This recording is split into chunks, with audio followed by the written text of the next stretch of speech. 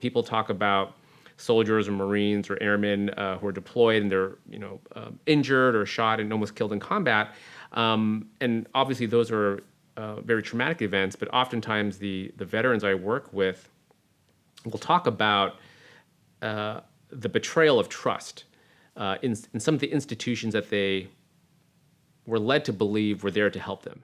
And that, even more so than the IED blast, is a bigger violation of their belief in the systems and the people around them. And so, oftentimes that's really the part about the PTSD that's the most challenging to treat. The following is a conversation with Professor Walter Dunn, PhD. He is a staff psychiatrist at the Veterans Administration in Los Angeles and also an assistant clinical professor for psychiatry at UCLA. His clinical activities include treating patients with psychosis, post-traumatic stress disorder, and mood disorders. He dedicates his work to better the lives of those who suffer from PTSD. He also served in the Marine Corps from 1996 to 2002. This is the Healing Trauma Podcast. I'm Jan Becker, and this is the companion to the movie Healing Trauma, The Resilient Soul. Welcome to the Healing Trauma Podcast. Well, thank you. And let's just start with you. So what brought you into this field of trauma PTSD research? Right. So this was never kind of the intent when I started medical school. In fact, psychiatry was probably my least interested topic when I first started. But after getting exposure during medical school, it became one of my kind of more interesting areas to go into. And then even then, I started my career off as a schizophrenia researcher, I think as I told you a little bit earlier. And the work with veterans was really the gateway into the trauma research and the clinical work.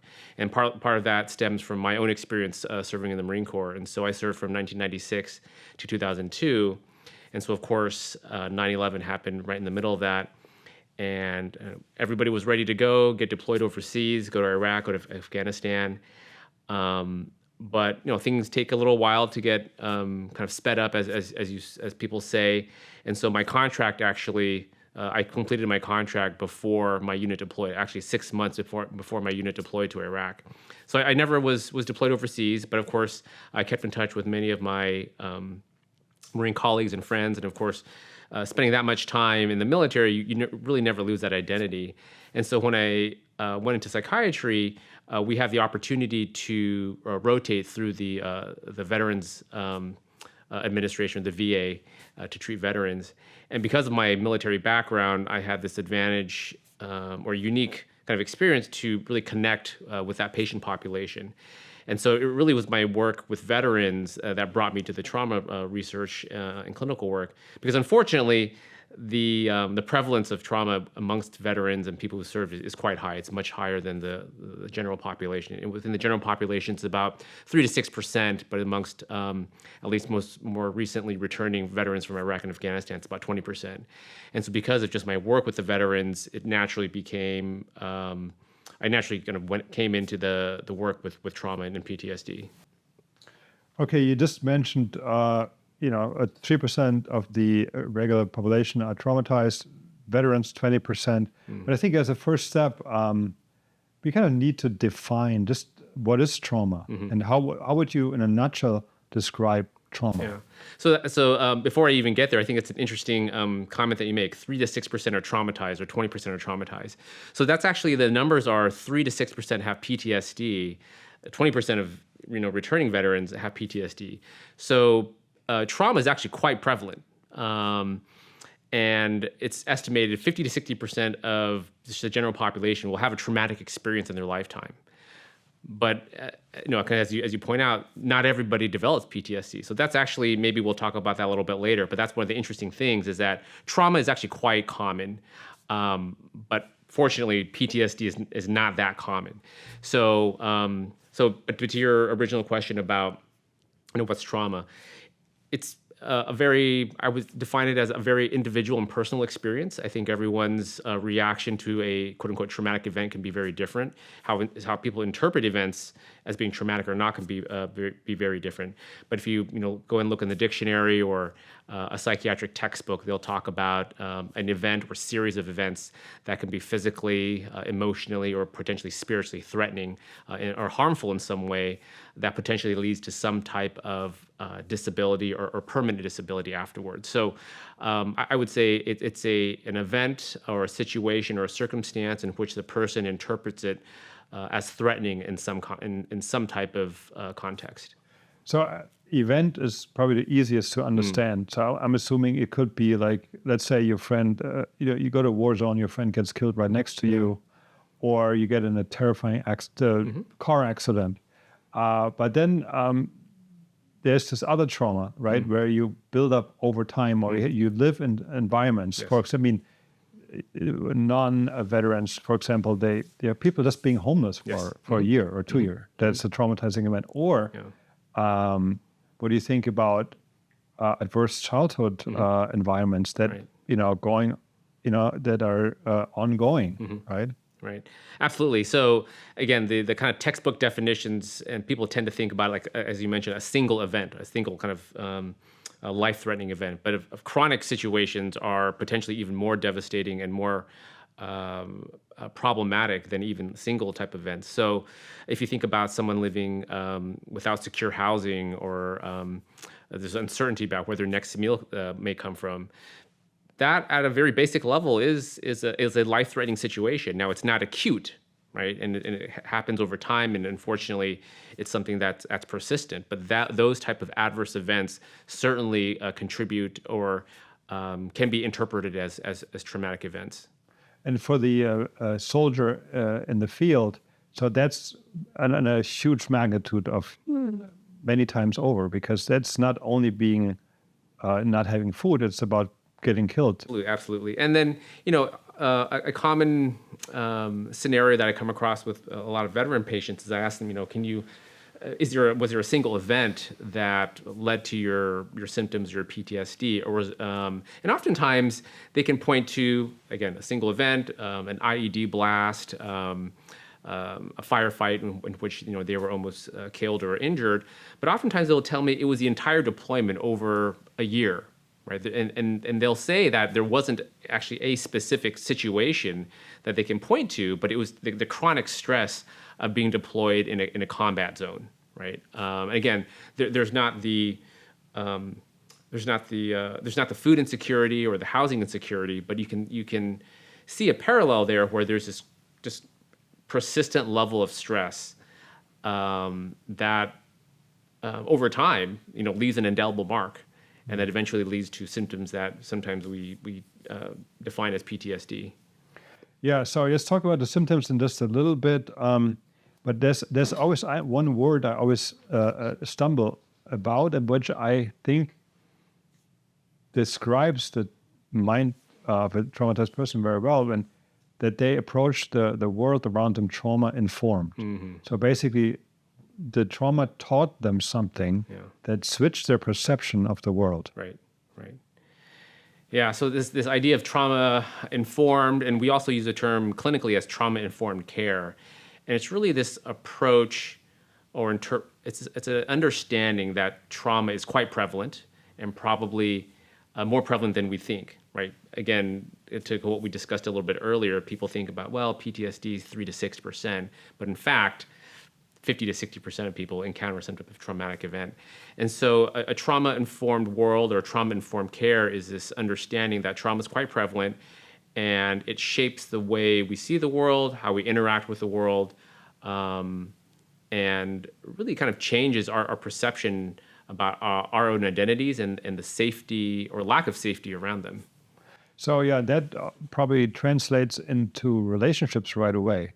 Because, I heard that people say that trauma is about being disconnected from everyone. Yeah. So I'm assuming when a trauma survivors return home, they will never have that trust that they had before with their family, with their friends, with their workplace. Is that correct? We never like to use the word never, of course. We hope people can recover, but they are often changed, and it's often an uphill struggle to return back to that or to regain that level of trust in their family, their friends, the institutions around them after a traumatic experience. And so, yes, I think safety and trust, I think, are the biggest things. People talk about soldiers or Marines or airmen who are deployed and they're injured or shot and almost killed in combat. And obviously, those are very traumatic events. But oftentimes, the veterans I work with will talk about the betrayal of trust in some of the institutions that they were led to believe were there to help them. And that, even more so than the IED blast, is a bigger violation of their belief in the systems and the people around them. And so, oftentimes that's really the part about the PTSD that's the most challenging to treat. It's really this loss of trust in your fellow human being. So what kind of institutions let them down? Unfortunately, sometimes it's the military, and this is not the fault of our military institutions. It's a tough job. I think they're constantly learning on how to better deal and manage their service members with PTSD. But early on in the conflict, there really was a lack of understanding, appreciation, or empathy towards service members who had PTSD symptoms. And often, this was, again, early 2000s, 2010, where service members who were displaying symptoms of PTSD and which led to alcohol use or just behavioral issues were being discharged from the military, sometimes dishonorably, sometimes non-honorable discharges. Oh, wow. So basically they had PTSD, caused by giving their all, and then they got discharged because they couldn't behave properly because they've been in so much pain. Exactly. And so that a very common situation. I would say less common for troops or service members who have served recently, because there is improved understanding and appreciation of the sequelae of combat. And so there's actually a lot of movement within the military to take those things into account. But early on, that seemed to be the prevailing story that I heard. Now, again, I see a very select population of veterans, right? Those who maybe were well taken care of by their command or the military and had a good transition back to civilian life. I don't see, right? So I would have to qualify my comments that, as a mental health professional, I see the ones where that transition or the disorders develop, and so they haven't been doing as well. But amongst that population, that's what I hear a lot. So would you say that after the Iraq War and the Afghanistan conflict, so it really the research into trauma and PTSD really improved?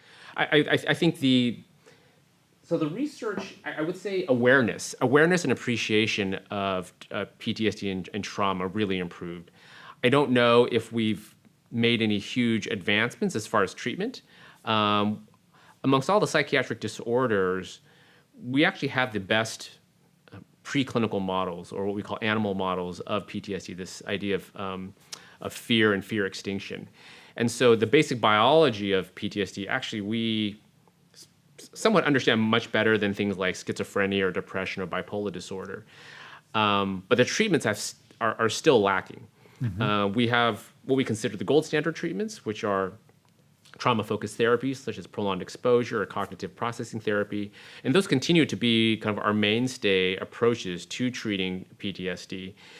And despite all kind of the money and the resources put into it because of the wars, those really haven't changed that much. But I think the best things to come out of all those resources put in is really a better acceptance and understanding of trauma and how it affects people who have served in stressful situations and how it can affect their behavior. Is it also is it related to the general understanding of trauma is becoming better? I mean, for example, there's this very famous book, Bessel van der Kolk, The Body Keeps the Score. Yeah. And I read it, and I think it's a very complex, very long book, diving really deep. But to my surprise, a lot of people know this book. It's like very popular. Yeah.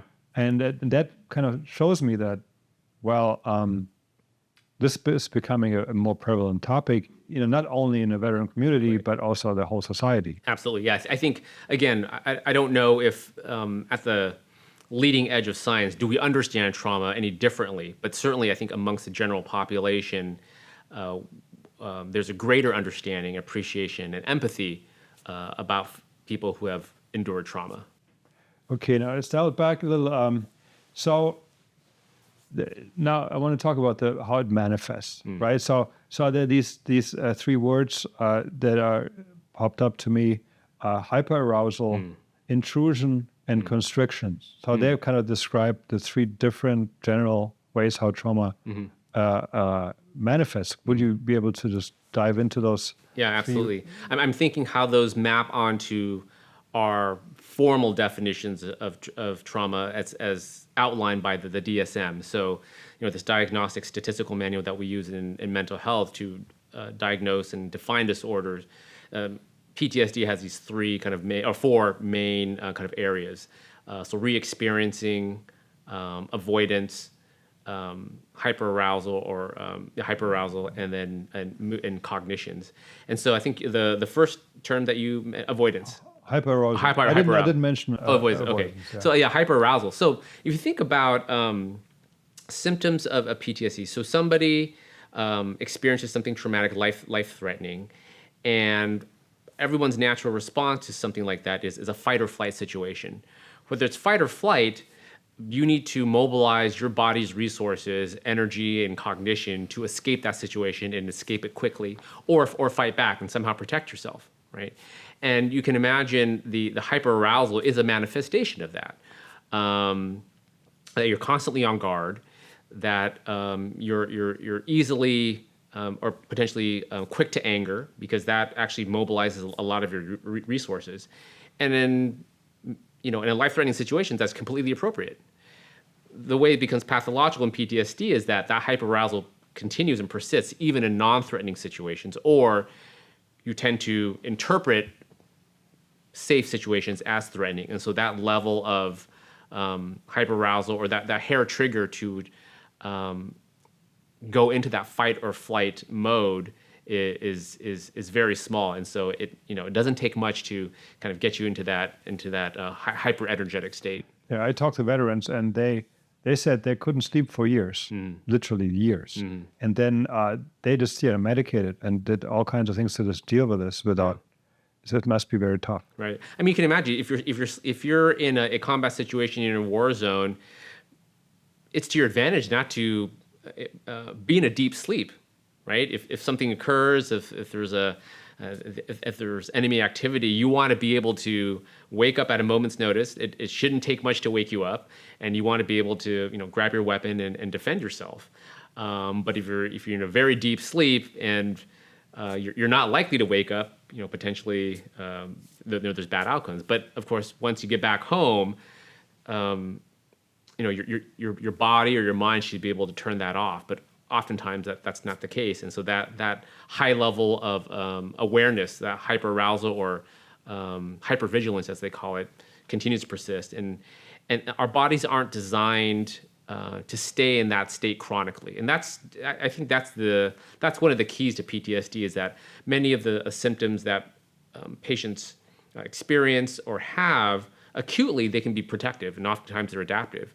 But when they're there all the time, can't be switched off, and it's chronic, and that's when it becomes a disorder, when it becomes impairing, when it becomes something that we need to treat rather than having it be helpful. So it affects everything. It affects your relationships. I mean, it encourages drug use, and you can't think straight anymore. Yeah, absolutely. It's often, again, for every patient, it's very kind of individual. But I would say I don't see any. I have yet to come across someone who has a PTSD diagnosis where it has not touched multiple aspects of their life. It's not where they're able to compartmentalize it, do well in one area of life, and then maybe are doing less well in other areas. Now, again, as a mental health professional, I tend to see the most severe cases. There's probably less severe cases of PTSD where people are able to kind of hold it together in kind of one area of their life, perhaps going to work or their professional life, but then when they come home, their their personal relationships suffer because of that. So again, it's I tend to avoid to make blanket statements, but I would say yes, this is an illness that, and for many mental illnesses, it's quite pervasive in terms of affecting multiple areas of people's functioning. Okay, let's move on to the other manifestation. Yeah. So we talked about hyperarousal. So avoidance is actually a big one. And so I think you didn't mention that as one of your three. Yeah. So avoidance. So if you think about it, it completely makes sense. If I was deployed and I hit an IED at somewhere along kind of the road I was traveling, and what I saw right beforehand was garbage in the road, right? And that's perhaps where the IED is being hidden. I may come to associate garbage on the side of the road with a potential threat. And actually, a lot of veterans who have come back talk about how if they're driving down the road on a highway, maybe in a more rural area, and they see garbage on the side of the road, they'll swerve to avoid it. And so you think about that. That's highly protective, right? You avoid situations that you deem potentially threatening that are somehow associated with that initial event. And again, that's protective when you're deployed and when you're in a dangerous situation. But here in Los Angeles, the likelihood of an IED next to garbage in the road is fairly low, right? We hope. I hope so. You hope. So the other situation I hear a lot is a lot of veterans don't like to go to crowded places. So their experience was that perhaps it was a suicide bomber in a crowded market, right? Or that in a crowded situation, they're unable to keep track of everybody there, right? So oftentimes, a lot of veterans will talk about how they're out in public. They're always looking at people, seeing what they're doing with their hands. Their attention is actually drawn towards military-aged males because they pose the most significant threat. And they're always looking for a potential exit plan. If this situation becomes dangerous, how do I exit? When they're in the mall or the supermarket, when it's crowded, when they're surrounded by people. That's a reality for them. So they don't. It becomes so real that they don't. You can't talk them out of it. No, you can't. Well, it's interesting, right? Because you see different levels. You have some folks who go, I know it's not dangerous to be in a Target or a Whole Foods. I know there's not a threat there, but my heart rate goes up. I'm constantly looking around, and their cognitive mind knows that this is not a dangerous situation, but their amygdala, what we call the kind of our lizard brain, right? This is a part of our brain that's much older. It's been around much longer, and that tells us whether a situation is dangerous or not. That part we don't have direct control over. So even though the cognitive part of my brain says this is a Whole Foods, it should be completely fine, that amygdala is firing hot, and so they're really nervous. So you have clients who talk about it that way. You have other clients who you cannot convince, and they tell you never know, right? When that bomb went off when I was in Iraq, we were supposedly in a safe area, right? You never know what's going on around here, and of course you listen to what's going on in the news these days. I don't know. I think a lot of us have the benefit of ignorance to know that or not to know what potential threats are out there. Right? Well, yeah, other atomic bombs. I was traumatized when I saw the movie The Day After. I was a young kid. Yeah. I saw that movie, and I was so. I walked down this. I remember myself walking down the street weeks later and being afraid that there would be a nuclear bomb going off somewhere around me. Yeah, so I get it. The news can be traumatizing, and knowing how what could happen, right? Yeah, I think social media, unfortunately, the 24-hour news cycle, that does not help, right? And of course, the prevalence of violence in our society these days, I think, contributes to that. And of course, you have some veterans who work in the intelligence community, and they tell you that we know things. They are aware of threats within our country that the rest of us don't know about. Yeah. So yes, it's So you see the whole spectrum. You see folks where they know it's not dangerous, but they can't help engaging these safety behaviors, and you see other folks where they go, you never know. The chance is, they may tell you the chance is small, but if I'm out with my family, they're my number one priority. I'm not going to risk not keeping my eye out for potential threats. Yeah, through their trauma, those threats are probably made bigger than they really are. Absolutely. They become more reality. Absolutely, Right? Yeah. absolutely. So, okay, we got avoidance. What's the next one? So we have, so hypervigilance, we have avoidance, and then we have negative cognitions. And so this idea that, again, I think you pointed to that kind of earlier on, that they see the world through a different lens, that they, people are not to be trusted. The world is inherently a dangerous place. And so the way they view the world, that fundamentally changes, and that's the negative cognitions. And then eventually you have, I'm trying to think about all of them. So you've got hyperarousal, you've got avoidance, re-experiencing. Yeah. So the re-experiencing. Is that intrusion? I got this from the book. Oh my God, Trauma and Recovery. I forgot her name. It's a woman. Yeah. And she listed those things. The intrusions. I think re-experiencing intrusions, and so flashbacks or nightmares. So that's a big one as well. And so the role of that is that one, I think, from a biological perspective, a little bit less clear. We know everyone, almost without a exception, has nightmares or flashbacks or some type of intrusion. And it could be just there to remind us of these dangerous situations, not to forget. Because if you think about how our brains were, originally are designed, or actually what parts of our brains were maintained throughout evolution, you would think that maybe there was different versions out there, and one version forgot about traumatic events easily, and one version held onto them, fairly tightly, right? Or maybe the more anxious brain held onto them more tightly. You can imagine the ones that let go of them easily probably did not remember the lessons they were taught, and they were eventually eaten by a bear or whatnot.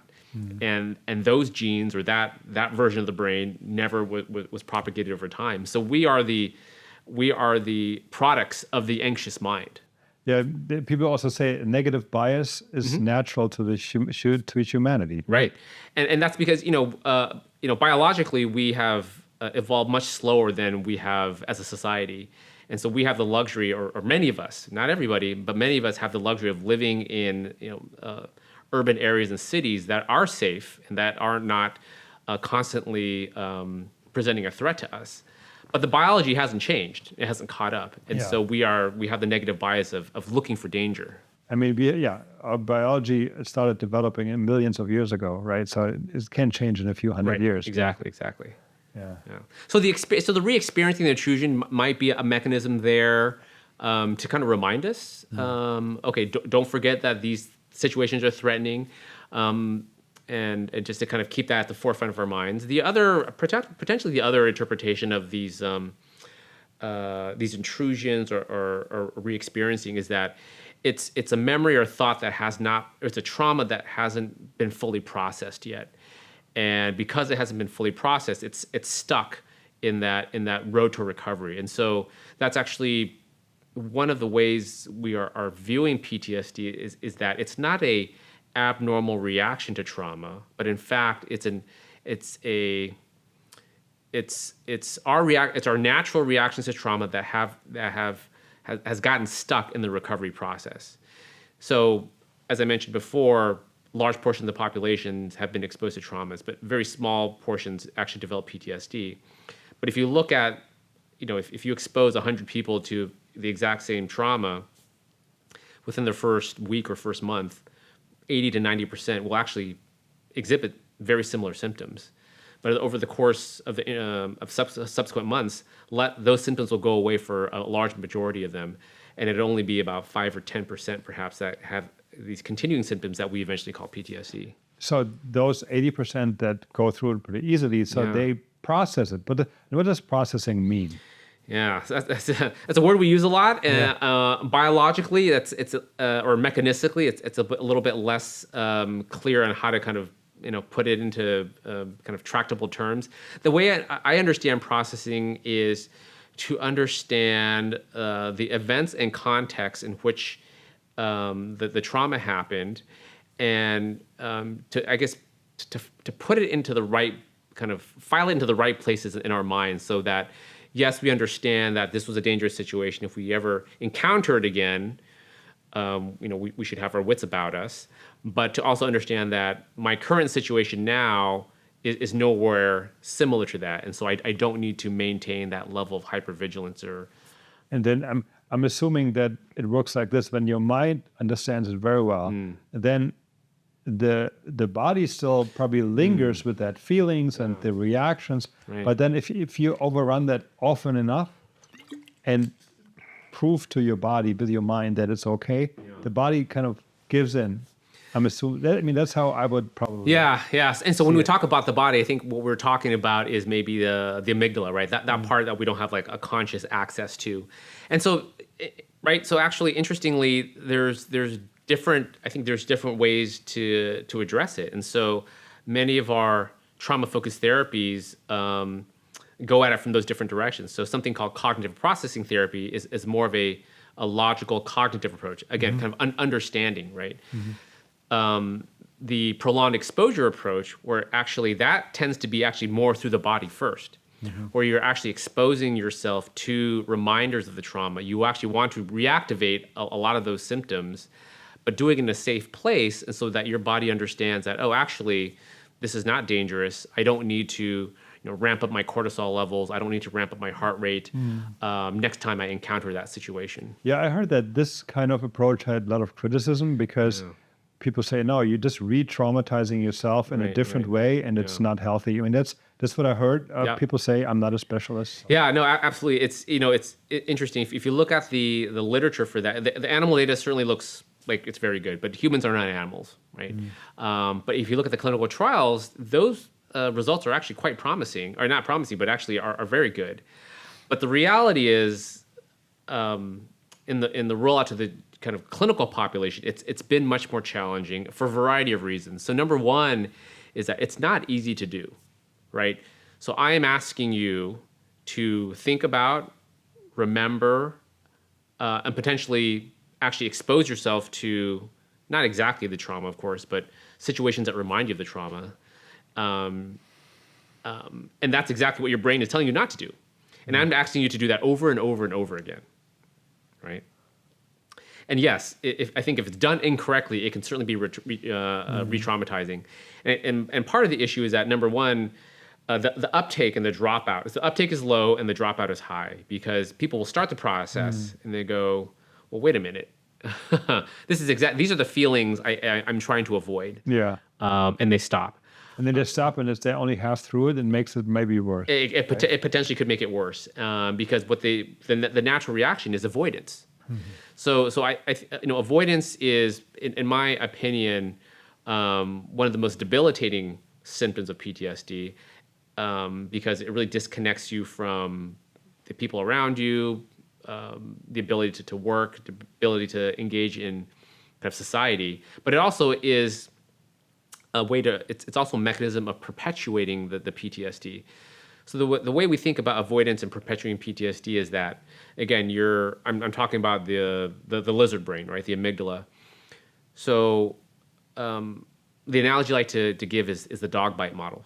So if you had a friend who was, at some point early on in life was bitten by a dog, but wants to overcome their fear of dogs, like, what would you tell them to do? Well, yeah, just hang out with dogs. Hang out with the dog, exactly, right? It seems logical. Yeah, it seems logical. But it also seems like a smaller thing. I mean, I did the thing with horror films. So I always horror films scared me so much. And I said, wait, I'm a filmmaker. I can't live like this. Right. So I exposed myself gradually more and more and more. And now I love horror films. Yeah. So exposure, right? And so, but you never left the horror film. And when you're exposing your friends to the dog, the idea is that they need to be able to stay there in the moment with the dog, pet the dog, realize the dog is safe, realize the dog's not going to bite, right? And so the problem with avoidance is, at least when they're avoiding these triggers, is that if you went to a horror film and halfway through it, you got so scared that you left, or if your friend was about to pet the dog, and then their fear and anxiety was rising, and then they left, their fear and anxiety would go down in the moment. Right? And that's exactly what they want to do, because they don't want to feel that way. You leave the theater and your fear and anxiety go down. So in the moment, you feel better, right? But what that inherently teaches your amygdala is that, that situation was dangerous, right? And so the next time you encounter it, I should ramp up even faster. So it's like a confirmation for the amygdala. It's an exact confirmation. So even though your logical brain, because we can't access it directly, the amygdala only learns by experience. And so by avoiding, again, you confirm that situation is dangerous. You confirm that the dog is dangerous. And so in future encounters, their anxiety is actually even worse. Okay. So that's why also people need to finish the exposure therapy. Otherwise, it can be worse. It could potentially be worse. And so that avoidance behavior also continues to perpetuate. And so you kind of need to get over that hump. So the fear is that if I stay in the movie theater with a horror film, or if I stay with a dog, my fear and anxiety will just keep going higher and higher and higher and never end. And at some point I'll go insane, or I'll go crazy. What happens is, right, it reaches a plateau and you realize, oh, this is a safe situation, and it naturally comes back down. But it's getting to that plateau and coming over the other side, that's the most challenging part of it. And again, you and I can talk about it, logically, but our amygdalas are designed to override anything our logical brain can tell us, right? Because it's a survival mechanism, right? Our amygdalas are designed to get us to move quickly, act decisively. Our logical brains move slower, right? We think about it, we go, it's option A, option B, option C. But in a life-threatening situation, by the time you get to think about option B, you're dead, right? And so your amygdala is by design there to override that cognitive part of your brain, and so that's why it's so challenging to do these types of therapies. But these are two different approaches. One is experiential, and it's almost, I guess, in your words, through the body, and one is more cognitive. Yeah, the amygdala can be very convincing. I mean, I can, from my own experience, I know you act and then you think. Yeah. Right? And you make a story afterwards, right? Yeah. You create a narrative to kind of fill in the blanks. But yes, you need to act first, right? Because that's exactly what it wants you to do. If you're suffering these symptoms, are all the individuals actually aware that they have PTSD, or are they telling themselves a story that explains all that, or they're not even there? Right. Yeah, absolutely. And oftentimes when it's safety related, especially when it's baked into their training, right? Again, I'm talking about military populations, right? They're trained to be on the lookout, be aware. The term they like to use is keep your head on a swivel, look around all the time, be situational awareness. And again, that was protective, right? It was advantageous for them to kind of engage in that behavior. And so when they're back at home and they're still doing the same things, and it's preventing them from going to the mall with their kids, it's preventing them from going to the shopping or going to the supermarket, and because it's so fatiguing for them to constantly be on the lookout, and that leads to dysfunction. But again, much of the story or the narrative they weave is that, oh, this is protective, right? I need to do this to stay safe. This is not a disorder, right? So that's oftentimes there is a lack of awareness, and oftentimes it takes a loved one or a spouse or a partner to say, hey, you're not who you used to be. You're different. You're changed. Things are not going well. Maybe we should seek treatment. Okay, there, makes sense. So, actually, I have a question. I have one of my protagonists. I had the first bigger interview with him, and we kind of went through his life story. And then at one point I asked him, okay, how did you feel about, this event happening? And he switched to the third person. So, and then many times when we talked about some events that were certainly not pleasant, he always switched to the third person. He actually called himself by his own name, or was like always talk in general terms about his feelings. So I mean it's well, for me as a filmmaker, it's like, hey, I want to hear your story. Just don't suddenly just detach. And he couldn't even. He said, maybe I felt this way, maybe not I see it. Maybe he felt this way. Maybe he felt this way. Maybe he felt that way. But he couldn't even remember. So that's avoidance. Yeah, I mean, and it could be something that he's not even aware of, right? And so if you can imagine, I remember one of my friends talked about how it was very difficult for him to have a logical, kind of thought when he was really angry, right? And you can imagine for him, he has maybe unconsciously realized or figured out that if he talks about those situations, he becomes his emotional centers or his emotions become a little bit too overwhelming to actually talk about it in a clear and coherent manner. And so maybe he, again, unconsciously switches over to that third person to be able to talk about it in a very objective and detached manner. I'm not, I don't want to make any assumptions, but I could potentially see, and it's adaptive for him. Yeah, right? so it's adaptive. probably not processed trauma that he kind of knows is there. That's the feeling I have, but he doesn't want to address it directly. Or this is potentially he's in the process of addressing it. Many times, folks can't even talk about it, whether first person or third person. And I don't know, perhaps a year ago he couldn't even talk about any of this stuff. And maybe he found this way to talk about it in the third person. Perhaps the next step is to talk about it and to really own it and talk about it in the first person. So, processing trauma, again, a very personal and individual journey is different for everybody. So for some folks, it takes a lifetime to process that trauma. For some folks, it can happen a little bit faster. So yeah, is it also? I assume it's also the story you tell yourself about yourself, and actually making that movie. Those characters in my movie, they are in front of an audience, can retell their story or explore their own story. So, what do you think of that? I personally, I think about it a lot. I don't want to harm anyone. I don't want anybody to be triggered or in pain because of me. But I personally hope that there's actually potential for them. If they know there's a big audience and this is me going through this, do you think that would have a good effect on them? Yeah, I think it can be very potentially very therapeutic. But it could be self-selecting, right? Perhaps you've approached folks and they go, I don't want to talk about my trauma, right? I'm not ready for it.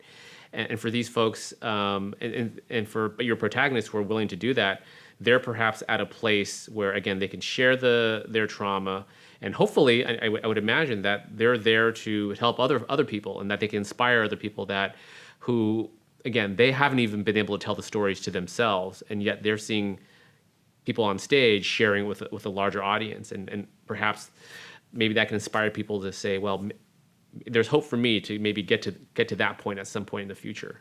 Yeah, that's actually how I sell them the idea that they are in the movie. So yeah, then other people who also went through the same as you did, they can see you and can see that there's hope. Yeah. And I think they all react very positively to it and open about their story. Yeah. So yeah, that's one of the things a reoccurring theme I see with patients is that initially they feel very alone, right? And so one of the most helpful things that we can do is to, even before they start to quote necessarily process their trauma, is for them to understand that they are not alone. People have gone through the same process.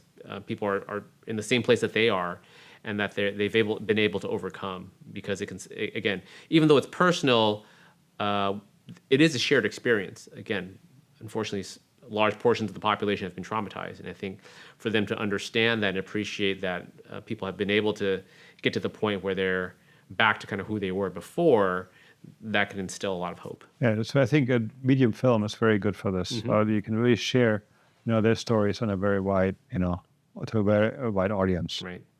Yeah. Okay, let's go. Yeah, let's get back to you. So we already had a conversation on the phone about it. So you specialize in cases that are very hard, right? So just tell me about your approach and what's different. Right. So the veterans that we see are typically ones that have gone through or have attempted to go through first, second, third line treatments for PTSD, and for one reason or another, haven't gotten to or haven't achieved their goals. Whether that be getting back to work, improving the relationship with their family, or they just feel that I'm still not the person I was before I was deployed. And so the program that we have at UCLA Operation Mend is unique in the sense that it's a very what we like to call high touch intensive program. And so even though it's short term, it's multimodal where we have therapists we have traditional psychotherapists, we have art therapists, we have a psychiatrist such as myself managing the medications, and it's a multidisciplinary approach to addressing the symptoms and the disorders that they have. And I think we're successful for a variety of reasons. Number one, it's it's a second opinion, it's a second look. Number two, we get to see the patient from multiple angles, and so you've got multiple providers seeing these patients on a daily basis, and we're able to kind of share our thoughts and opinions about the patient. And then I think that really helps in crafting the approach to the patient. And probably the biggest thing is actually instilling trust. So I think we might have talked about it earlier, but I think trust in kind of your fellow human being, that's one of the first things that's lost in patients with PTSD. And I think gaining that trust back is one of the most challenging things, but tends to also be the key towards recovery. And because our program is pours so many resources into it, and is able to devote so many resources into a fewer number of people, right? This program is not designed to treat the masses, right? It's, again, we're seeing folks who have kind of gone through all the kind of standard approaches, and then so that number gets kind of whittled down to the ones that are quote unquote what we call treatment resistant. And because there's so much attention focused on them, I think the secret sauce to our approach is that they're able to trust us, and I think that really is the key to kind of what our success, because the type of treatments that we offer aren't that different, right? The core of it is the cognitive processing therapy, and many of our clients have gone through that before. So cognitive processing therapy, how would you put it in a nutshell? I would say that it is a trauma-focused therapy that approaches the trauma through cognitions rather than the kind of the raw emotions, right? And so understanding what biases and negative cognitions that the client is still holding on to, examining those cognitions to see if they're true or not, right? And really kind of identifying. Convincing the amygdala that there's no danger, there's no. Yeah, so it is almost, in that sense, it is almost trying to convince the amygdala. As I mentioned before, we can't talk to it directly, but it can be influenced. So it's I think it's a misstatement if I say we can't communicate with it at all. It can modulate it, right? But it's not as easy as just understanding. It's almost you need to kind of repeat it over and over again. But the cognitive processing therapy that's been around, and we know that's kind of a standard approach. And again, many of our clients have done that before. And so one of the questions I'll ask, and that's so as the medical doctor, I'm actually not in the. I actually do more of the medication management, but I see these patients on a regular basis. And so one of the questions I'll ask them is, "Oh, have you done this cognitive processing therapy before?" And they say, "Yes, I have." And I'll ask them, well, what's different about it this time? And sometimes they're not able to kind of put their finger on it. They're just like, I don't know. I'm learning things this time around that I didn't learn before, which may or may not be true, but it's a pretty manualized kind of standard approach. So I'm assuming other providers have talked about the same principles. But what I think is that because they inherently trust our team, or we're able to gain their trust, that material tends to stick a little bit better. So again, it was you, and it's also you're a veteran, so they trust you more. And then who are the other departments? So we have the therapist, the psychotherapists, so they tend to be psychologists. And then we have an art therapist who works with them. The patients also go through equine therapy, so we actually have they work with horses. We have case management that helps them navigate all these, their medical appointments, all their different kind of needs through the medical system. And you also mentioned on the phone they actually they get picked up from the airport, so they have a special care so they don't feel abandoned, and so they feel they can feel the trust right away. As I mentioned, there's a lot of resources devoted to them, things that just by nature of it could not be scaled up to see thousands of people every year, right? But again, these are the kind of the toughest cases. So yes, from the moment, so even before they land, we have our case managers arranging their travel for them, booking their flights, making sure the logistics and removing really every barrier for them to come and get care. And so, yes, from the moment they land, we're there picking them up in their own private shuttle, bringing them to the hotel room. Our case managers are available to them all the time if they have any questions. And, the medical system these days, unfortunately, is not easy to navigate, and especially when you're coming from out of town. And so we think about all how that. realistic it is, though, to provide that to all the people who actually need it. Right. So the idea, hopefully, is that maybe there's aspects of our program that can be scaled up, that can be replicated on a kind of larger or a broader level. But there's some things that I think that level of resource, the level of resources they require, such as the shuttles and whatnot, that would be a major limitation. But perhaps, so one of the things that we do is that the cognitive processing therapy that we do is done over 2 weeks. That was originally designed as a 12-week program, so once a week. But we've been able to demonstrate that doing it compressed, doing all those 12 sessions in 2 weeks is just as effective, or perhaps even more effective than doing it over 12 weeks. So that's one thing that potentially could be learned from our program and deployed on a wider scale. So that also brings me now to alternative therapy. So, I mean, I personally, I'm involved in meditation and with the David Lynch Foundation, and they help veterans as well. And I talked to veterans directly who, after the first few meditation sessions, already had this really calming down of the amygdala, and it helped them a lot in a very short time. And it's very cost effective, obviously. Yeah. So I think they work with the VA as well, so they're trying different things. But then there's something that you also held talks about, as I know, as psychedelics. So that's very interesting. I also actually work with a group of veterans who go that route, and there's amazing successes. Not for everyone, but from the people I talked to in person, they told me to the face that things for them changed within one ceremony. Yeah. So you just mentioned that you talked about it, so you must be knowledgeable, obviously. So I wonder, what's your story and what's your insight? Yeah. No, this is the hottest area in. I won't even say mental health. This is the hottest area in medicine right now. Although I think with Ozempic and the GLP-1 agonist, maybe it's on par. A little different. Yeah, especially in this town. But really, the psychedelics. This is really, I think, going to change the way we think about mental illness, and certainly how we potentially could treat mental illness.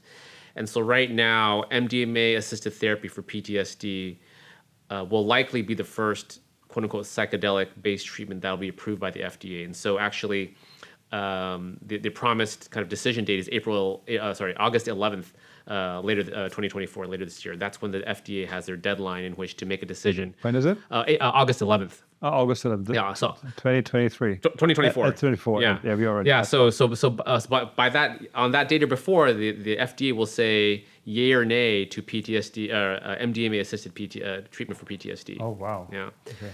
And so that's it's a radical approach in one sense, but not that different in another. And so interestingly, MDMA is actually not a traditional psychedelic, right? Traditional psychedelics are like ayahuasca, psilocybin, LSD. MDMA is a little bit different, but it's being called a psychedelic. And I think the important part to emphasize is that it's MDMA assisted therapy. And so the sponsors of this treatment, previously called MAPS, Multidisciplinary Association for Psychedelic Studies, now actually called Lykos. I don't know if you're. Yeah, they rebranded Lykos. There's a whole backstory on that. Their message, at least kind of initially, is that it's really the therapy that's driving the recovery. Okay. The medicine is just there to assist the therapy. Right. Now, no one's done the trial where we kind of break those things apart, right? So we actually don't know how much of it's the medicine, how much is the therapy, but at least their message and their approach is that this is really the therapy, and the medicine there is to kind of assist with that.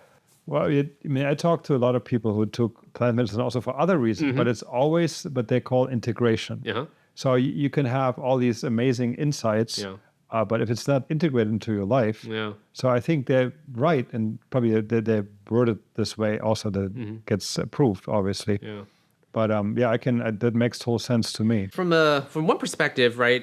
This is, if you think about it, this is combining therapy with medication, right? And that's not actually novel. That's not new. We do that all the time in clinical work, right? When you go to your doctor and you go, doc, should I do Prozac and therapy or therapy? They should be able to tell you, well, actually the data or the evidence shows that if you do both, it's better than either alone, right? And we do that in clinical practice all the time. The physician is typically prescribing the medication, and the therapist doing the therapy. But it's not integrated in the sense that it's not timed in a certain way. And so that's what's unique about the psychedelic-assisted therapies, is that the therapy that's being provided or given depends on if it's before the medication, during the medication, or after the medication. So typically before the medicine or before the drug, they have what's called preparation sessions. And there you're talking about the client, you're telling the client what to expect, asking them what their intentions are for the journey, as they call it, preparing them for the medicine session. And really, I personally believe priming the brain or priming the circuits that you want to be active, or priming the memories that you want to be addressed during the psychedelic session.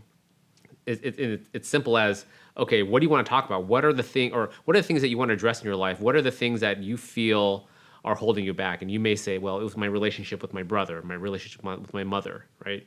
And so when you're actually in the medicine session with the psilocybin, with the MDMA, that's what comes to your mind. That's what you think about. So you have the prep sessions, and then you have your medicine sessions where you're actually having the quote unquote psychedelic experience. And there, the therapy tends, at least in these current models, tends to be a little more hands off. It's what they call a inner-directed therapy. Earlier on, they used to call it a non-directed therapy, but inner-directed is, I think, the term that they prefer these days. And it really is about the patient focusing their experience inward. So unlike our standard cognitive processing therapies, there's less from the therapist. The therapist is not telling you where to go. The therapist is not telling you what to think about. So the medicine is guiding the way. The medicine is guiding the way. And so how would you describe that psychedelic experience? Because I personally never taken psychedelics. I heard other people talk about it. Yeah. But what can you expect when you go into that? Yeah. So it depends on the compound. So a traditional psychedelic such as psilocybin or LSD, again, it's a little bit difficult to describe, but it's been described as a mystical experience, one where they feel more interconnected to the world around them.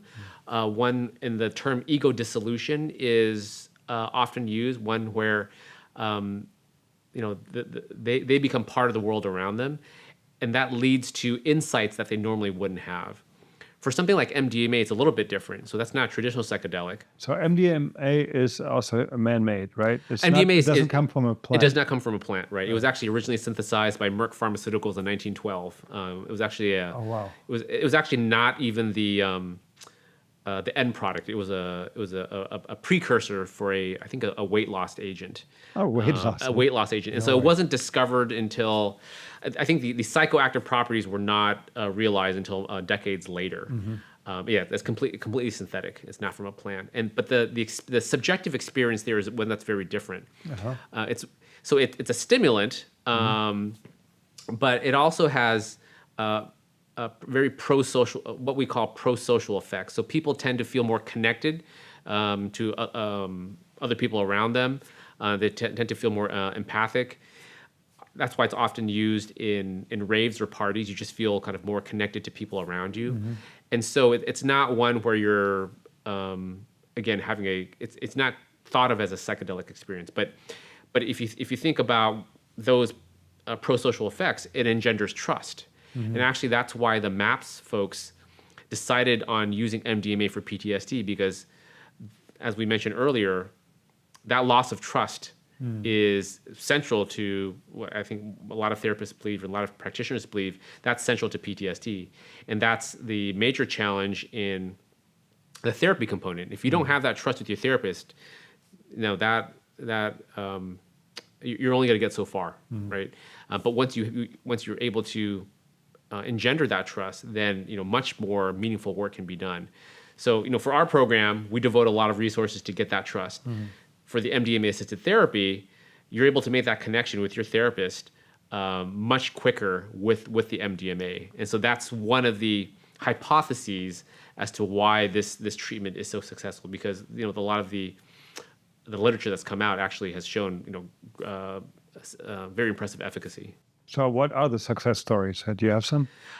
So we actually haven't done any yet. I mean, do you know of like some Oh, success stories? Yeah, we hear of success stories. They talk about when we did the training for the program, they use an example of a Marine that had very severe PTSD and had gone through multiple rounds of kind of standard treatments that hadn't worked, and so he had chronic PTSD, and did 3 of these medicine sessions over the course of 3 months, and was in remission, right?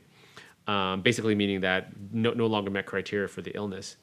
The one impressive thing about these psychedelic treatments, including psilocybin, for depression, is the durability of these treatments. And what I mean by durability is that, at least at this point in mental health, we don't believe we cure anything, unfortunately. And actually, for most of medicine, we don't cure anything, right? We treat symptoms.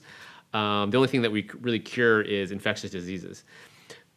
But everything else, we're just treating symptoms. We're not getting at the underlying cause. And for mental health disorders, that's probably, that applies to everything that we do. And so when we give medications or we do therapy, oftentimes, patients will get better and they'll stay better for a little while.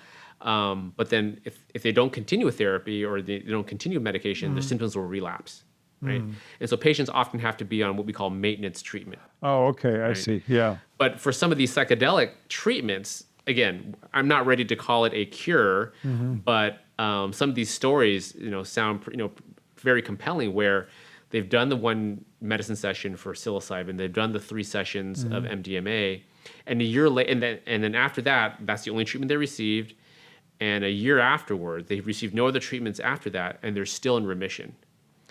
And so that's one of the most, I think, exciting things about these types of treatments, is that potentially these people can stay well, get well, and stay well with either minimal or no maintenance treatments afterwards.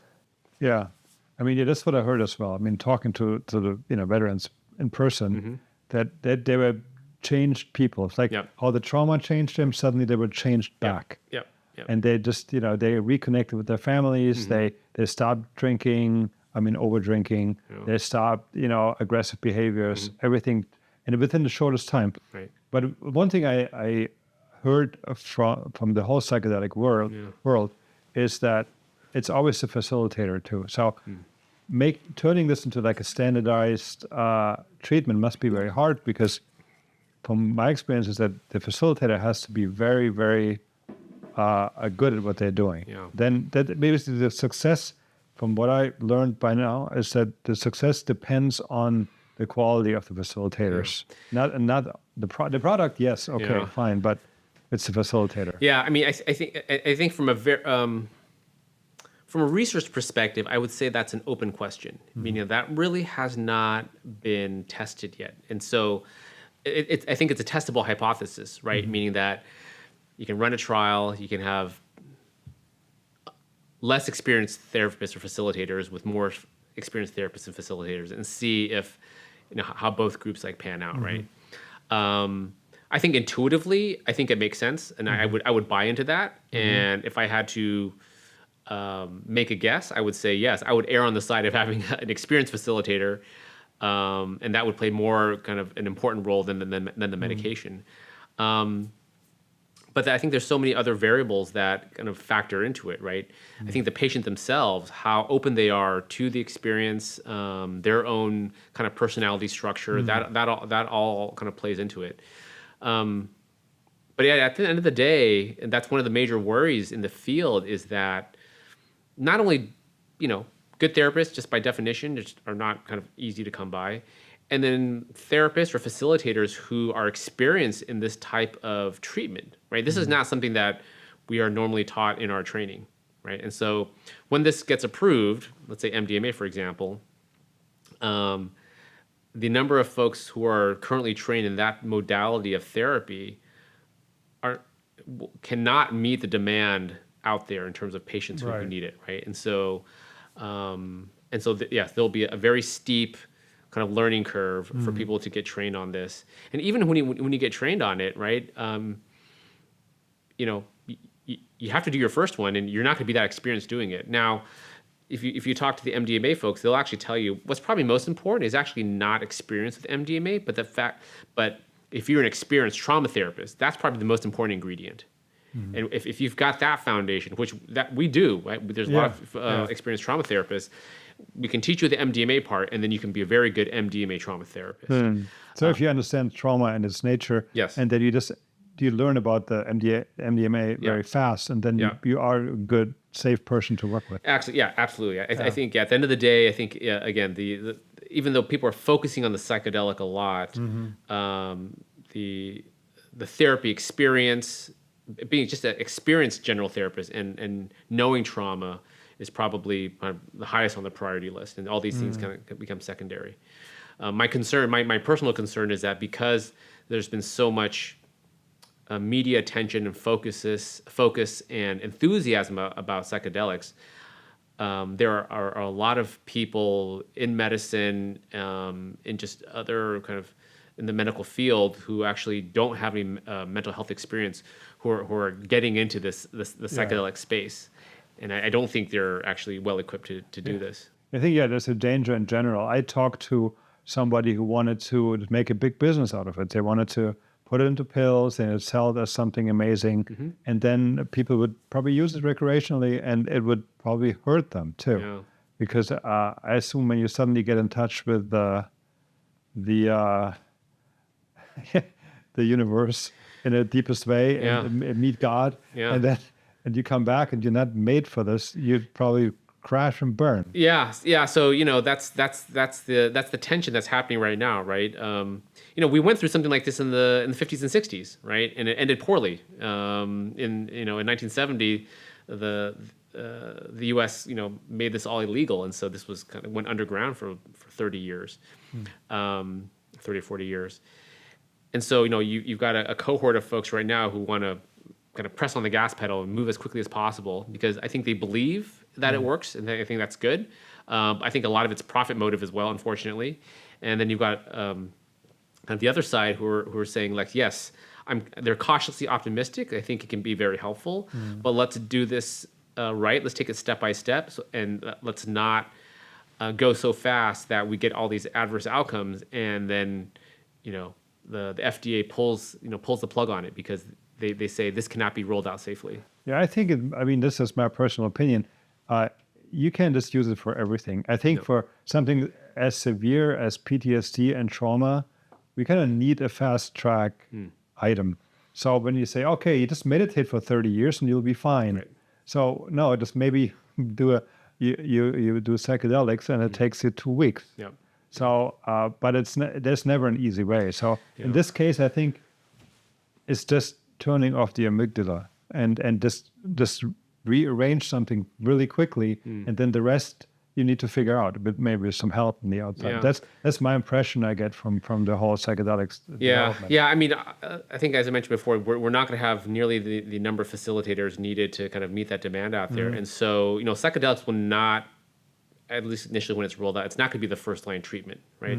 We're going to have folks who still go through PE or CPT or EMDR, and then the folks who don't respond, and the ones who are quote unquote treatment resistant, these are the ones. It's a more invasive procedure, right? It's kind of like, you save surgery for last. Okay, so you compare it to surgery. Yeah, I would say some folks think about it as a surgery of the mind, right? It can be quite invasive. You're put in a vulnerable situation. If you have good therapists, you're in good hands. Yeah. But we've already seen examples of some of those sessions going south, and those were in controlled clinical trial settings. Oh wow! So you can imagine once it gets rolled out to the broader public. And this has to be a few spectacular mishaps, and then the whole thing will be shut down. Exactly, right? Exactly. So yeah, that's the tension. But one of my mantras, I think I mentioned this on the phone, is that if it can help you, it can hurt you. So So nothing is ever without cost, and there's always a flip side. And so, and I think the FDA is acutely aware of this. And so there's been a lot of safety parameters built into their trials. And so that's one of the major questions. If and when MDMA does get approved, what safety guidelines are going to be attached to that to ensure that it's used in a responsible manner? Yeah, I guess the biggest problem is that people are a little bit too happy about it and too enthusiastic about it. And it's like, this thing will heal everything. Right. Everybody will become enlightened. The whole planet will become an amazing place. Right. Now, humans always looked for like the one pill that saves everything. Sure, yeah. I mean, if it were that. true, I think I would not be opposed to that. But the one thing I think most folks who've been in this business will say is that everybody's different, every illness is different, and you just need a lot of different tools, right? And one tool is not going to fix everybody. Again, psychedelics have always traditionally been associated with kind of nature, right? And again, we don't know if there's something inherent about psychedelics that does that, right? Or it's just that it's just in indigenous cultures it was just used that way. And so when they were used in the 50s and 60s, the people who adopted them in Western culture tended to kind of follow that lead, right? But when UCLA is thinking about kind of creating their psychedelic clinic, we're actually thinking about the ecological kind of approach to it, and perhaps designing the spaces or having the spaces kind of be more kind of nature oriented. But again, some people believe, like you said, it does.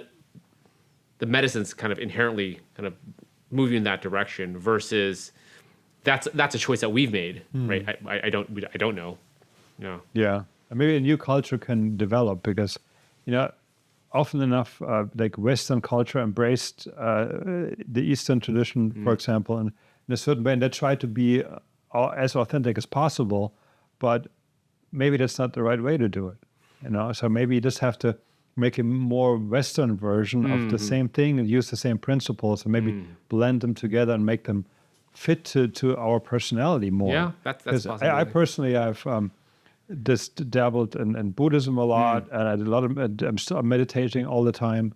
Then other Indian cultures, so Vedic traditions, and now I did a movie about a Vision Quest retreat, which is more Native American. And the funny thing is, after all these years, I have on my journey, like Christian motives pop up in my meditations or in my spiritual endeavors. Suddenly this comes back to me because my whole culture, I grew up in Germany. Yeah. Germany is like very Christian, obviously, for thousands of years, more or less. And so, that's in my DNA somehow, in my cells. Yeah. And so I had literally Christian motives pop up in my meditations but totally unexpectedly, but very powerful archetypes that had a really effect on me. And although I was practicing all the Eastern stuff and so, oh no, my culture is so bad, Germany caused 2 world wars, you have to go back away from that. Yeah. So but now I think I think there has to be a balance between how we grew up, what's our culture like, and then if you implement something new from a different culture, you just have to be very open-minded, but not just throw everything away. Right. I think from the ecological perspective, I don't think it's a bad thing if we become more kind of appreciative of nature. I think we've probably moved away too much from that. I don't see a danger where we become over-invested or over kind of focused on it. But I completely I like this idea of kind of a synthesis of different cultures, and because you bring something into it as well, right? And again, you can't ignore that. But this is an open question, right? This is. But I think we're in a very important time right now. So we finally get rid of the stigma that was put on psychedelics from the government, from the conservatives, from everybody that didn't want to deal with it. Yeah. Be getting away from it and to have a more scientific approach now and seeing amazing results. Yeah. So it's interesting, right? So you talk about the conservatives. So these are there's been bills passed, in Congress or initiatives where these are the only bills where both the Democrats and Republicans agree and are actually working together to promote some of these bills related to like psychedelic medicines. And so you've been able to bring these two sides that are right now so polarized and to agree on kind of this mission, right?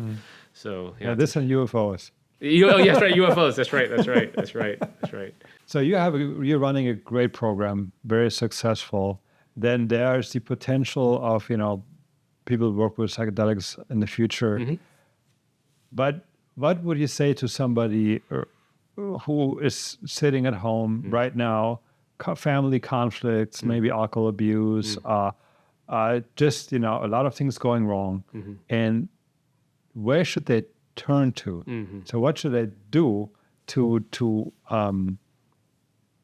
make progress, have success, being, also be a little open-minded. So maybe not, don't be too traditional now. Yeah. I mean, coming from the medical kind of institution, right? I would say, hopefully they're connected with a trusted provider, a primary care doc, right? And going to them and saying, hey, these are the things I'm suffering from. Again, we don't know do they have insight? Do they realize is trauma? I think we were talking about trauma, but is trauma part of the equation? Is that underlying some of these maladaptive or problematic kind of behaviors that they've been exhibiting, and really going to them as a first step, saying, what resources are out there for me, what kind of help is available for me, and with social media these days and the internet, finding perhaps even just a group kind of setting where you can find people in similar situations and being able to start there. And so, perhaps they're not ready for a full-blown medical kind of intervention. Really, it's about maybe kind of understanding and not feeling alone in it, right? And appreciating that there are other people in similar situations, and that there's these self-help groups. So it's really about, I think, where the patient is, right? So there's a lot of entry points into getting treatment, but it's really about them being comfortable with kind of where they want to start. For me, it's there's one thing that especially with the American health system, I have a problem that I personally, like on very mundane levels about my health, I get sent down the wrong path. It's not really preventative. It's like a certain kind of patterns that is dictated by the pharmaceutical industry in a way. And you get some medication and for this, some medication for that. Yeah. This is the standard treatment here. Then because it's the standards, the doctors want to be safe. They don't want to take any risk going, out of their way, trying something different because that could backfire. So, I mean, they might show up at their doctor and the doctor is a little bit knowledgeable, but then their doctor doesn't want to take any risk. They don't want to do something that's out of the standard situation. So they just give them a prescription and like the minimum treatment, just basically to push down the symptoms a little bit. And what I heard, that is often the case. And then the trauma and PTSD will fester and will get worse.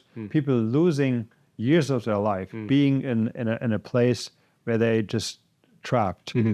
And so I think that's actually dangerous. Although it's somewhat of a treatment, they don't die, they don't, but they don't live, right? They don't live up to their potential. Yeah. So I think this might be the biggest problem, because when I hear you having a great solution here, but it's only for a very small, population of the traumatized veterans, not even talking about the rest of the population, right? I think from what I just heard, what you just said, it's probably to just really take initiative as much as possible. Maybe, yes, go to your doctor, but also just definitely reach out to self-help groups, I would say, veteran groups. But, and I would probably suggest, I don't know if you agree, but I would say just go, a little bit out of the box and see what's there. Since there's so much knowledge, maybe don't follow every guru, but, open yourself up, which is hard though, for, I think, the traumatized person who doesn't have trust in anyone. to find someone. So Right. then I guess it has to involve the family or friends will have to get involved as well. So because I think right now there's no clear path of a really good, healing trajectory. Yeah, I think so. These days, with the internet and everything, I think being an informed and knowledgeable consumer, right? I think again, getting as much information as possible so that you know what's out there, and understanding that there isn't a single solution to it. So I guess if you find somebody and probably talking to more than one provider, right? But if a provider tells you this is the only way, or this is the only thing that can be offered, then the red flag should come up, right? I think any provider kind of worth their salt would be able to tell you this is a way. This is what I'm recommending, but certainly there's other options out there, and there's other tools and other approaches. And so if anybody tells you that theirs is the quote unquote best way, I would be very skeptical about that, right? They can tell you that, well, there's a lot of evidence for this. This has worked for my clients before. I think it might work for you. But if you counter by saying, well, I don't want to take the medications, right? That's not something I'm ready for right now. Are there other options? If they tell you that there's no other options, then I think it's time to talk to somebody else, right? Now they may tell you that, well, yes, there are other options. I'm not well versed in them, but let me refer you to some other resources. I think that's somebody that you can actually trust, right? Okay. So if anybody tells you that theirs is the only way, then I think you should be wary about that. I think that's a very good point. So that if you go with this mindset to your personal care doctor or to anyone, that's really good, because the moment you go to someone who is in the healthcare business, they normally should know, what's out there, because you yourself, it's hard, even YouTube and everything, it could be all, bad stuff, Right. I mean, I seen stuff on YouTube that's just amazingly terrible. Right. So that is the danger, right? There's a lot of good information out there, but it's it's all mixed in with a lot of misinformation, right? Yeah. And so I think kind of wading through that. So I think again, having a professional kind of guide you through that process, I think is important. I think there has to be a system where people can get inspired to get the right help. I think it's very tricky because our mindset is very traditional. You go to the doctor, you have one doctor, you have your insurance, you have this and that. But there's so much more knowledge in humanity. There's so much more. I always say that everything you need to heal is within yourself, but sometimes you do need some help. And you just have to find that path, because the person, you can have two people, who's suffering PTSD. One person gets the right right treatment, and the other one doesn't, and then the one person who doesn't sits there for 10 years, nothing's happening. Right. The other person has an amazing journey. In a few months, there's huge differences. Right. So I think that's something that that's why I'm making the movie, and that's why I'm doing interviews. So I think this is this is crucial, and it's been a. That's what shocked me so about the Bessel van der, what's his name? Bessel van der Kolk? No. Yeah. What a weird name. Okay. So what shocked me about the Body Keeps the Score, this book really shows the high percentage of the population that is traumatized, and what the effects of that are, that people are obese, or they're sick, there's violence, and it gets worse and worse over time. So I think it's one of the unsolved problems of our society. Trauma is, I think, by its nature, we want to suppress it, right? Yeah. And that's, We want to avoid it, right? we want to avoid it, right? But at one point we shouldn't avoid it anymore. We need to just get it out there and talk about it. Yeah, absolutely.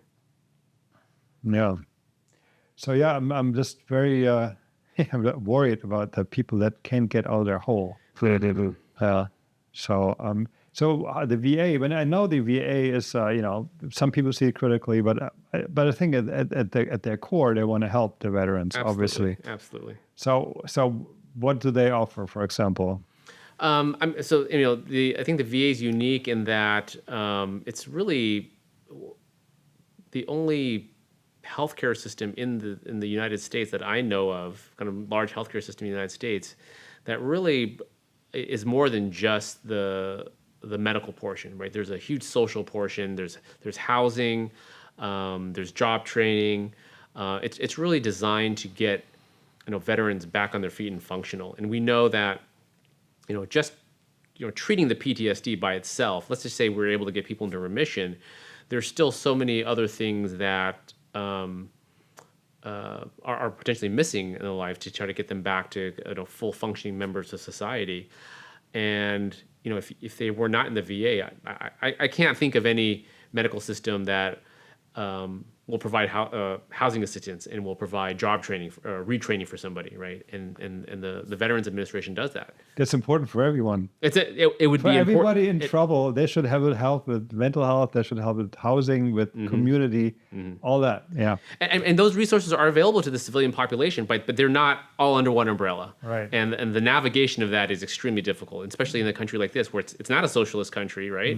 A system where you have a lot of, the safety net here is, right? It's not the best. But this is under one umbrella. It's integrated. Providers talk to each other. It's one of the, I think it's, again, an underappreciated service that our country provides. Right. So normally a veteran who thinks they need some help, they can call the VA first, Absolutely. even before their doctor, before anyone. Absolutely. Absolutely, yeah. The VA has really, I think, come a long way in improving access for veterans. I think before you had to, you got to register, you got to kind of get established with a primary care doc, and then you got to do this. And I think, and this is not unique to the VA. I think any medical organization appreciates that. Reducing or making it as easy as possible for that patient to engage in care. It's kind of like what the Operation Mend program does, right? Even before they arrive at our front door, we're arranging their travel for them. We're arranging all the logistics. We want to make this as easy as possible. Reduce the possibility, minimize the possibility of them kind of changing their mind or saying, "Oh, this is too hard. I can't get there, or I can't start treatment." Yeah. So when you just said that the VA is such a great service that has all these things combined, I just had to think about the homeless situation here in Los Angeles.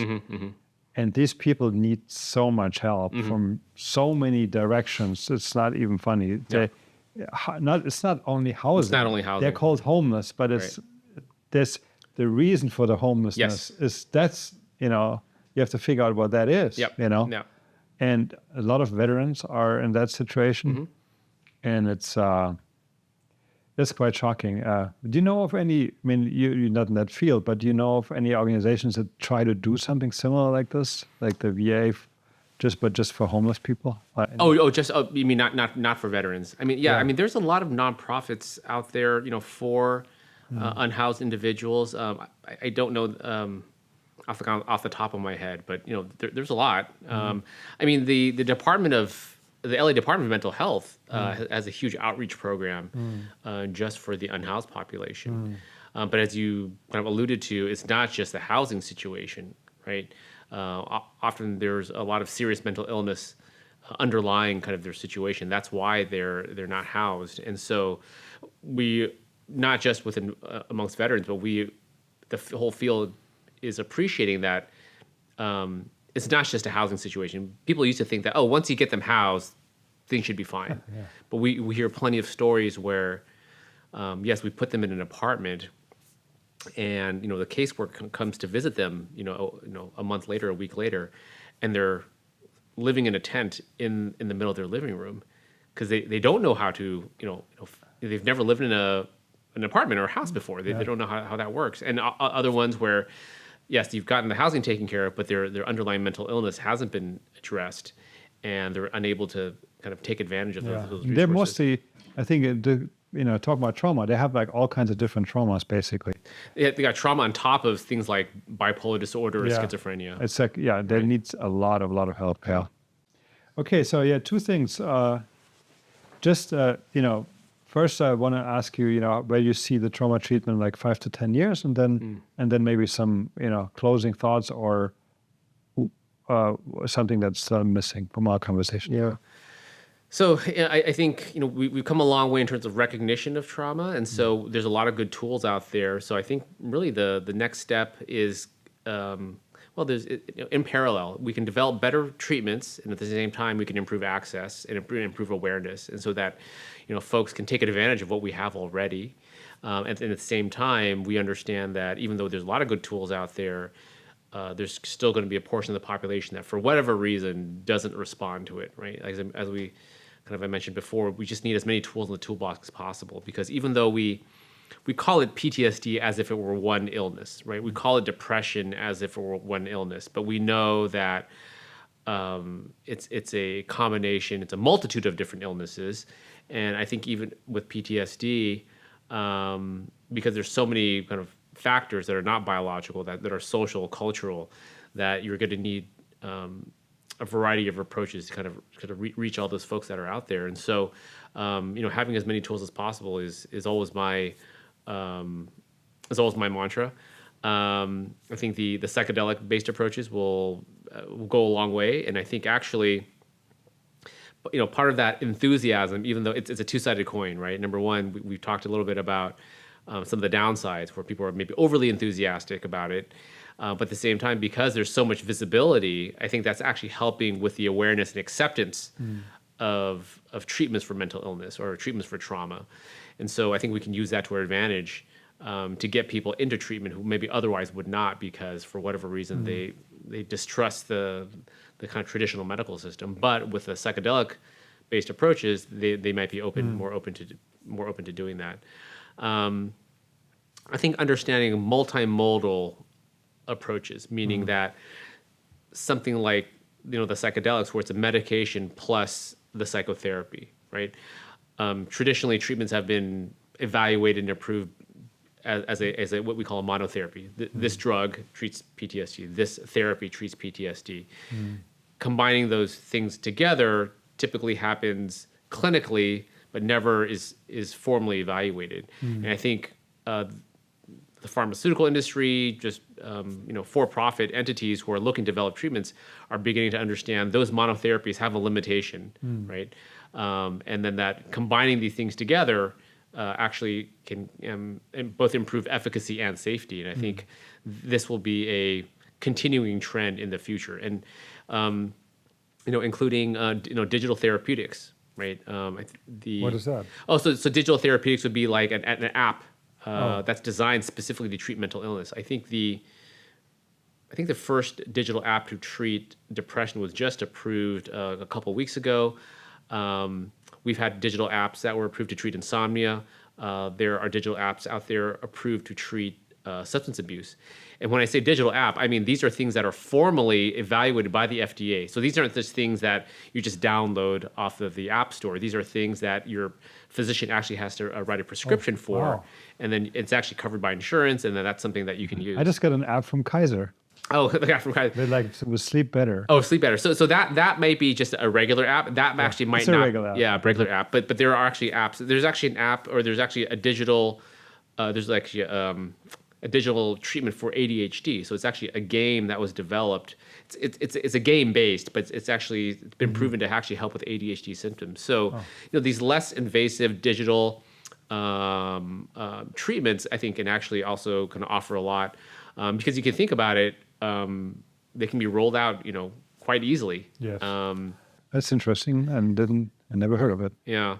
So maybe you can imagine if you just bring AI in the game. Right. I was about to say AI. Accelerate it. Right. Yeah, exactly. So I think, again, pulling from non-traditional kind of areas, right? It's not just about the molecules, not just about talk therapy, repurposing existing drugs, right? Like, MDMA and psilocybin has been around for thousands of years. MDMA is certainly not new. It's been around for more over a century. And now we're realizing, there's a therapeutic potential for it. So it's not necessarily about developing new drugs. It may be appreciating what we currently have and using them in different ways that can be more therapeutic, that can be more beneficial. So yeah, in terms of where we're going for the next 5 or 10 years, AI is going to be a big part of it. and that's hugely pervasive. It could be using AI to develop a new molecule, to develop a new drug, right? Or using AI directly to maybe interface with the client, and perhaps, you know, AI can replace the facilitator, right? Right now, we're concerned about the facilitators, the therapists being the bottleneck for many of these psychedelic assisted therapies. There's simply not going to be enough therapists out there. Can we develop an AI that maybe acts through an avatar where, yes, they're able to deliver the therapy as effectively as a human being? Now, I think as a... I know a lot of people are skeptical, but to be honest with you, I think that is actually possible. I think it's I mean, possible. I've been looking into AI for a while. Yeah. I think there's so much potential because then the human error and the AI error is going to be equal, at least, if not smaller with the AI. Yeah, you know, I think it actually, you know, it'll be a graded approach, right? It'll be a stepwise approach. So it won't be replacing the therapist all in one fell swoop. It may be you use AI for the preparation sessions, right? And then you have a human being for your medicine sessions and a human being for your integration, right? And then maybe, right, and the next step is, you know, maybe they're there just for the medicine sessions, because again, that's a very inward driven experience. Right. There's not a lot coming for your therapist necessarily. Maybe the AI can take over that. And then, I mean, the humans still need humans, but then you can do that like in a support group or like with people, like-minded people, so people you trust, you know. So, I mean, veterans, hanging out with other veterans, but then AI comes in maybe and facilitates some treatment, right? A little bit, right? Exactly, yeah. So yeah, you know, I think people fear that AI will kind of take away our jobs or replace human beings, right? But my optimistic perspective is that it will make us, it'll make human beings more effective. It'll more effectively use kind of that resource, and that'll amplify kind of what we have to offer rather than replace us. So yeah, I believe so. There's a lot of potential there. I'm also an optimist. So how do we heal the world? Yeah, well, if we can get rid of wars, that would probably be a big one, right?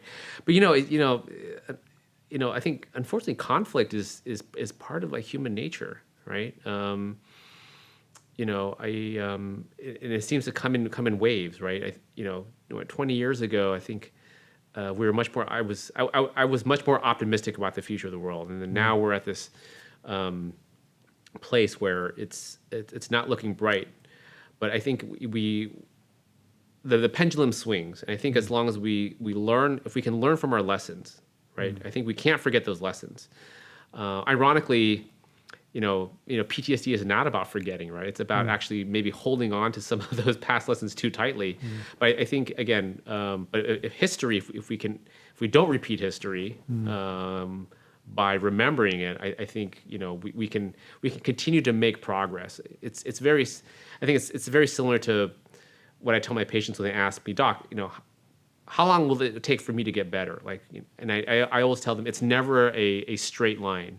There's going to be ups and downs, but over the course of time, you will see that your trajectory is better than it was, 5 months ago, right? And yes, I think humanity, we've got our peaks and we've got our troughs, but I think as long as we're headed in the general direction of improvement, then yeah, I'm optimistic for kind of what the future has to hold. Good. Perfect ending point. All right. I love that. Or is there anything else you missed? Let me see. I'm trying to think about like what we talked about. And we talked about the psychedelics.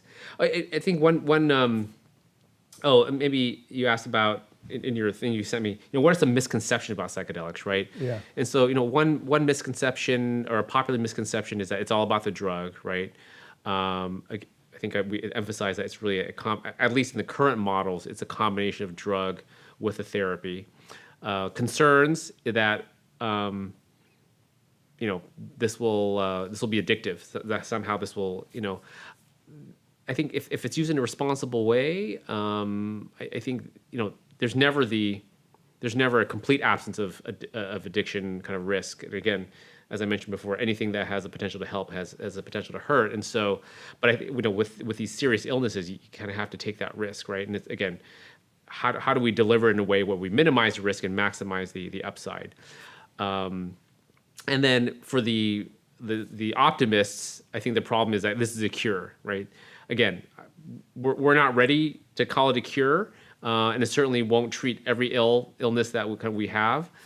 So I think we need to have proper expectations about what it is able and not able to do, and not to overhype what it can deliver. Because even though I think hope is a very powerful thing, I think disappointment can also be equally detrimental. So I think coming into this space, informing our patients about this is what we know, these are the things that we hope it can do. It's not going to help everybody, but if it does, this is not your final option. There's a lot of other tools that we can employ to help your symptoms. So not to rest all your hopes and expectations on this one approach. Yeah, makes sense. All right. Well, thank you very much. Yeah, no, my pleasure. That was my pleasure. great. Yeah, that was a lot of really fun. good. Yeah. Thank you. Thank you.